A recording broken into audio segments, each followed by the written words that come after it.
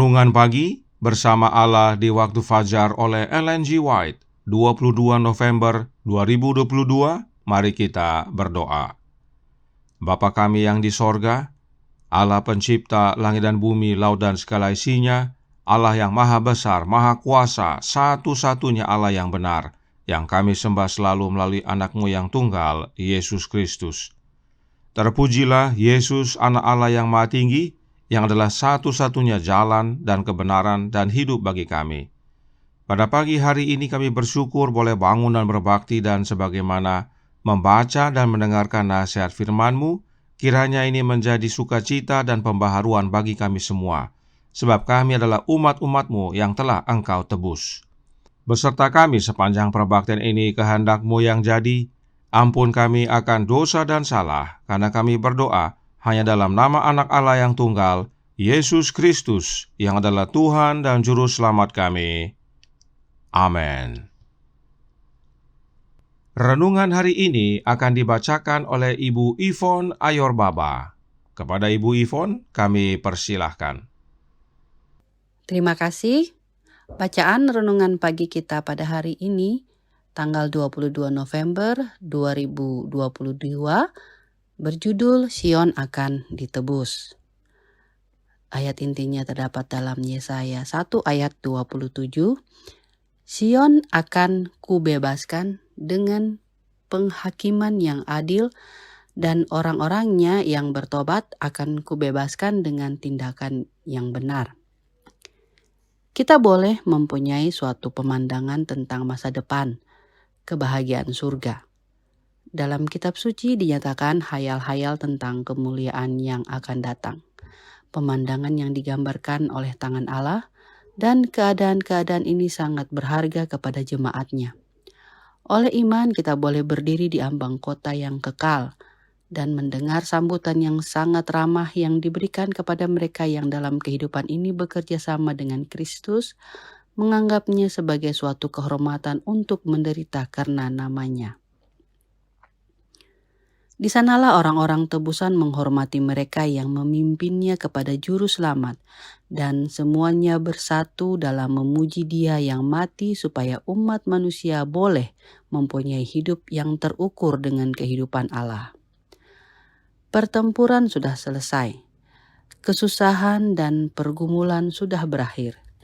Nyanyian kemenangan memenuhi segenap surga, sedang orang-orang tebusan memetik nada yang menggembirakan. Layaklah, layaklah anak domba yang telah tersembelih dan hidup lagi, seorang pemenang yang jaya. Alfa dan Omega jilid 7 halaman 506 dan 507. Kapanpun seseorang meninggalkan dosa yang merupakan pelanggaran hukum, hidupnya akan diselaraskan dengan hukum dalam ketaatan yang sempurna.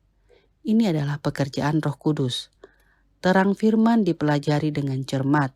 Suara hati nurani, perjuangan roh, menghasilkan di dalam hati kasih yang tulus bagi Kristus, yang memberikan dirinya pengorbanan penuh untuk menebus seluruh pribadi, tubuh, jiwa, dan roh. Dan cinta dimanifestasikan dalam ketaatan. Pria dan wanita Kristen yang setia harus memiliki minat yang kuat untuk membawa jiwa yang bersalah pada pengetahuan yang benar tentang kebenaran di dalam Kristus Yesus. Mereka tidak boleh mengabaikan yang setia, petunjuk yang lembut dan penuh kasih yang begitu penting bagi para anggota baru yang bertobat, sehingga tidak ada pekerjaan yang setengah hati. Pengalaman pertama seharusnya benar. Testimonis jilid 6 halaman 92. Terima kasih. Terima kasih atas penata layanan Ibu Yvonne. Tuhan Yesus memberkati. Selamat pagi saudaraku dalam Tuhan. Sion adalah sebuah gunung, dan tentang gunung Sion firman Tuhan berkata dalam Mazmur 125 ayat 1 dan 2. Orang-orang yang percaya kepada Tuhan adalah seperti gunung Sion yang tidak goyang, yang tetap untuk selama-lamanya. Yerusalem, gunung-gunung sekelilingnya. Demikianlah Tuhan sekeliling umat-Nya dari sekarang sampai selama-lamanya. Di sebelah utara Yerusalem ada Gunung Sion, dan di sebelah timur ada Bukit Zaitun, serta gunung-gunung lainnya yang mengelilingi Yerusalem. Oleh karenanya, perlindungan Allah Bapa kepada umatnya digambarkan sebagaimana kokohnya Gunung Sion yang menjaga Yerusalem. Sion juga adalah kota, yaitu kota Daud. 1 Raja-Raja 8 ayat 1 berbunyi, pada waktu itu, Raja Salomo menyuruh para tua-tua Israel dan semua kepala suku, yakni para pemimpin puak orang Israel, berkumpul di hadapannya di Yerusalem untuk mengangkut tabut perjanjian Tuhan dari kota Daud, yaitu Sion. Jadi Sion adalah kota Daud. Namun, bila kita baca Lukas 2 ayat 4 yang berkata, demikian juga Yusuf pergi dari kota Nazaret di Galilea ke Yudea, ke kota Daud yang bernama Betlehem, karena ia berasal dari keluarga dan keturunan Daud. Yang disebut kota Daud adalah Betlehem, sebab di kota inilah Daud lahir. Roh Nubuat dalam buku Kerinduan Segala Zaman bab 87 paragraf 2 mengatakan bahwa kota Daud itu terletak di Gunung Sion. Jadi, Betlehem terletak di Gunung Sion, dan itu sebabnya Betlehem dekat dengan Yerusalem. Sebab Gunung Sion adalah salah satu gunung pelindung dari Yerusalem. Nah, Sion dan Yerusalem pernah menjadi tidak setia. Yesaya katakan menjadi kota sundal penuh dengan pembunuh. Mari kita baca dalam Yesaya 1 ayat 21-26 yang berbunyi, bagaimana ini? Kota yang dahulu setia sekarang sudah menjadi sundal. Tadinya penuh keadilan dan di situ selalu diam kebenaran, tapi sekarang penuh pembunuh. Perakmu tidak murni lagi dan arakmu bercampur air. Para pemimpinmu adalah pemberontak dan bersekongkol dengan pencuri. Semuanya suka menerima suap dan mengejar sogok. Mereka tidak membela hak anak-anak yatim dan perkara janda-janda tidak sampai kepada mereka. Sebab itu demikianlah firman Tuhan, Tuhan semesta alam yang maha kuat pelindung Israel. Aku akan melampiaskan dendamku kepada para lawanku dan melakukan pembalasan kepada para musuhku. Aku akan bertindak terhadap engkau. Aku akan memurnikan perakmu dengan garam soda dan akan menyingkirkan segala timah daripadanya. Aku akan mengembalikan para hakimmu seperti dahulu dan para penasehatmu seperti semula. Sesudah itu engkau akan disebutkan kota keadilan, kota yang setia. Inilah Sion, inilah Yerusalem. Dan Allah Bapa berkata, aku akan memurnikan perakmu dengan garam soda dan menyingkirkan segala timah daripadanya. Bagaimana caranya? Ingat pekabaran renungan pagi tanggal 7 November tahun 2022. Di sana dikatakan dalam Kerinduan Segala Zaman buku pertama, halaman 99 paragraf 3. Aku membaptiskan kamu dengan air, kata Yohanes, tetapi ia yang datang kemudian daripadaku lebih berkuasa daripadaku, dan aku tidak layak melepaskan kasutnya. Ia akan membaptiskan kamu dengan Roh Kudus dan dengan api. Matius 3 ayat 11. Nabi Yesaya telah menandaskan bahwa Tuhan akan membersihkan umatnya dari segala kejahatan mereka, dengan roh yang mengadili dan yang membakar. Firman Tuhan kepada Israel ialah, aku akan bertindak terhadap engkau. Aku akan memurnikan perakmu dengan garam soda dan akan menyingkirkan segala timah daripadanya. Yesaya 4 ayat 4 dan Yesaya 1 ayat 25. Bagi dosa, dimanapun saja terdapat, Allah kita adalah api yang menghanguskan. Ibrani 12 ayat 29. Dalam diri orang yang menyerah kepada kuasanya, Roh Allah akan menghanguskan dosa. Roh Nubuat dengan jelas mengutip Yesaya 1 ayat 25 untuk menggambarkan bagaimana Allah Bapa membersihkan umatnya dari kekotoran, yaitu kekotoran dosa. Dan di mana ada dosa, maka Allah adalah api yang menghanguskan, yaitu menghanguskan dosa itu. Itulah proses pemurnian. Namun ada syaratnya, yaitu kita harus mau menyerah kepada kuasa Allah, yaitu kuasa Allah Bapa yang adalah rohnya Bapa itu sendiri. Bagaimana Allah Bapa wujudkan kuasanya yang membersihkan ini? Melalui anaknya, yaitu Yesus Kristus.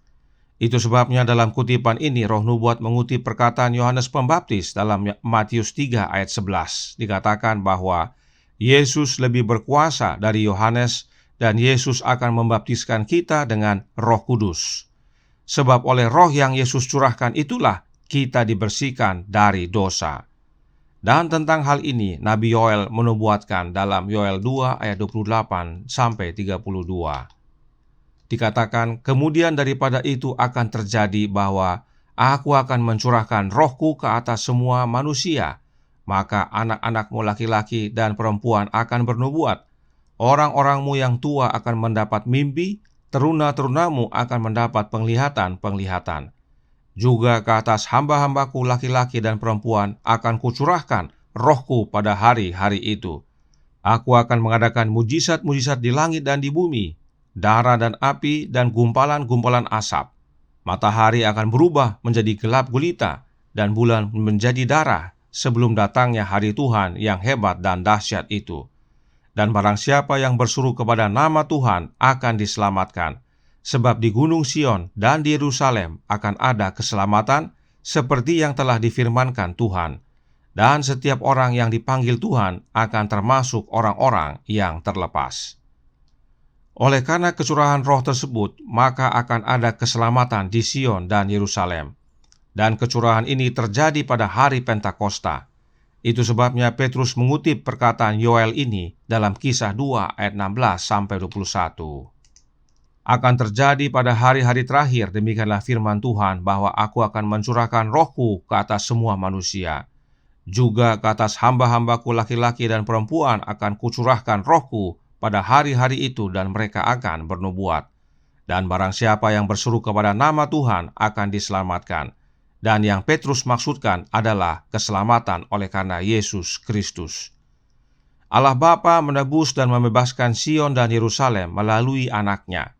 Itu sebabnya Sion dan Yerusalem adalah lambang dari umat-umat Allah yang bertobat dan diselamatkan. Dan itu adalah pekerjaan Roh Kudus dalam hidup kita. Renungan hari ini berkata dalam Bersama Allah di Waktu Fajar, halaman 351 paragraf 2, berbunyi, kapanpun seseorang meninggalkan dosa yang merupakan pelanggaran hukum, hidupnya akan diselaraskan dengan hukum dalam ketaatan yang sempurna. Ini adalah pekerjaan Roh Kudus. Inilah pentingnya Roh Kudus. Allah Bapa curahkan kepada umatnya, sebab Roh Bapa menghanguskan dosa, dan Bapa wujudkan pencurahan ini melalui anaknya. Sebab Yesuslah satu-satunya yang menghubungkan kita dengan Bapa. Itu sebabnya Yesus berkata dalam Yohanes 14 ayat 20 yang berbunyi, pada waktu itulah kamu akan tahu bahwa aku di dalam Bapa-Ku dan kamu di dalam aku dan aku di dalam kamu. Bapa di dalam Yesus dan kemudian Yesus di dalam kita, yaitu melalui kehadiran Roh Kudus. Roh Bapa di dalam Yesus dan kemudian Roh Kristus di dalam kita. Dengan menerima Roh Kristus, hal itu sama dengan menerima rohnya Bapa. Inilah Roh Kudus itu, yaitu rohnya Bapa dan rohnya Kristus. Roh Kudus bukan oknum lain. Itu sebabnya Roh Nubuat berkata dalam suratnya nomor 133 tahun 1899 paragraf 19, berbunyi, tujuan besar Kristus dalam mengirimkan rohnya adalah untuk menginsafkan dunia akan dosa, kebenaran dan penghakiman. Serta dalam Steps to Jesus halaman 21 paragraf 4 berkata, Roh Kristus menuntun kita untuk bertobat dan diampuni oleh Allah. Jelas sekali, roh yang dikirimkan adalah rohnya Kristus kepada kita. Itulah Roh Kudus.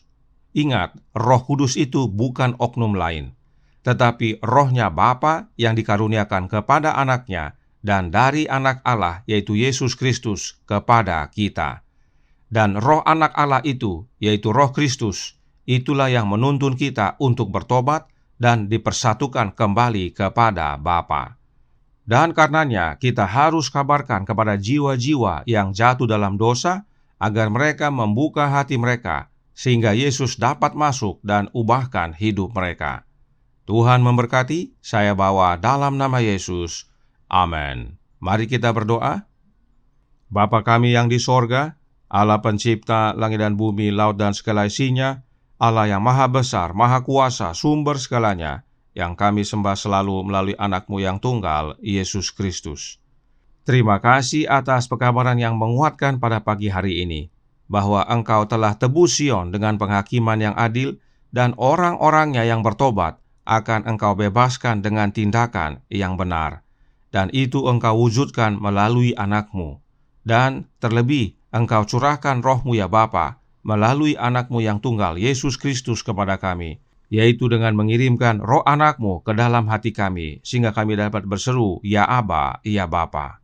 Oleh kehadiran Roh Anak Allah dalam hati kami dituntun kepada pertobatan dan menerima pengampunan dari Bapa. Kami dipersatukan kembali dengan Engkau, ya Bapa. Karenanya tolong kami ya Bapa, curahkan Roh Anak-Mu dalam hati kami. Tinggallah dalam hidup ini, ya Yesus, dan insafkan kami akan dosa, dan ubahkan kami menjadi serupa dengan Engkau hingga pada akhirnya, pada waktu Engkau datang kedua kali, kami layak untuk diselamatkan. Beserta kami sepanjang hari ini kehendak-Mu yang jadi, ampun kami akan dosa dan salah, karena kami berdoa hanya dalam nama Anak Allah yang tunggal, Yesus Kristus, yang adalah Tuhan dan Juru Selamat kami. Amin.